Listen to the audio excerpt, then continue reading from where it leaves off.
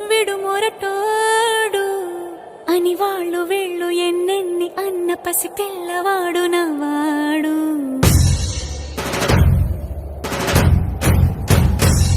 విడు ముండోడు అని ఊరు వాడ అనుకున్న గాని మహారాజు నాకు నవ్వాడు.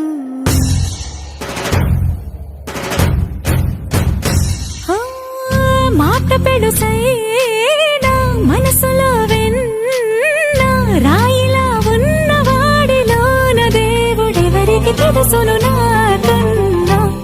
సూసేకి అగ్గిరవ్వ మాదిరే ఉంటా.